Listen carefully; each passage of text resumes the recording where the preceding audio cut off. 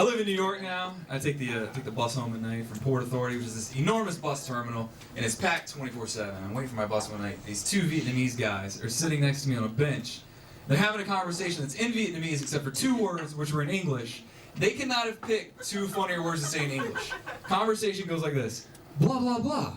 Oh, blah blah. And this isn't an exact reenactment, guys. Don't worry. My Vietnamese is rusty these days. Blah blah blah blah. Oh, blah blah. D's nuts. As soon as he said D's nuts, everyone lost their minds. Like the whole place turned into Def Comedy Jam. People were running up and down the aisles. Two guys were doing the kid and play in the corner. Women started swinging their babies like towels. I got involved too. I was like, that Chinaman is crazy. Even though he wasn't Chinese and I'm not racist. I just want to get involved, you know? That was amazing. Like, my favorite part, though, is that he translated the entire joke into Vietnamese, and then when he got to D's nuts, something in his head clicked. Then went, that stays in English. So I'm like, why does it stay in English? I started thinking, like, what if that's the American English contribution to international vocabulary? Like, how pathetic would we be if the French gave us je ne sais quoi, and we're like, here you go, D's nuts, you're welcome. Use it freely. Like my whole bus ride home, I'm just picturing these people hanging out at some cafe in Paris, like, so tell me, what is Jacques like? Well, you know, I can't explain him in the words, because there's a certain D's nuts about him, you know?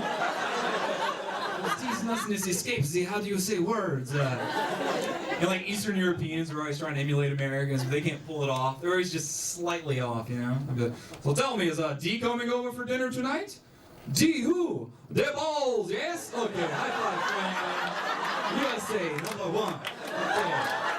Okay. Baseball, Levi's, John Wayne, all right.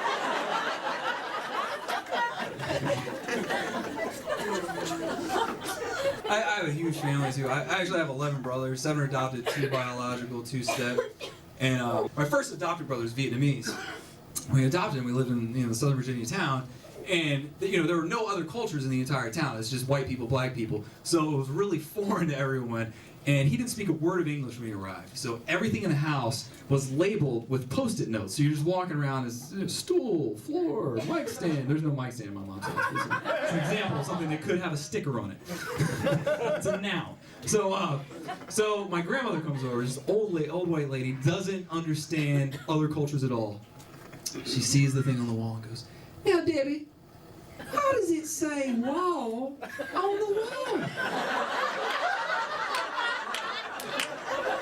And my mom goes, "Well, that's so Oak knows what it is." And my grandmother goes, "Now, Debbie, I don't mean to sound condescending here, but surely they have walls in Vietnam." And I was only 8 years old, and even I was like, wow. Like, I gotta take notes in case I'm a comic in 20 years, you know? So my mom doesn't want to offend her. She just goes, Mom, they do have walls in Vietnam, but that's not what they call them. My grandmother still doesn't get it. She goes, well, what else would you call a wall?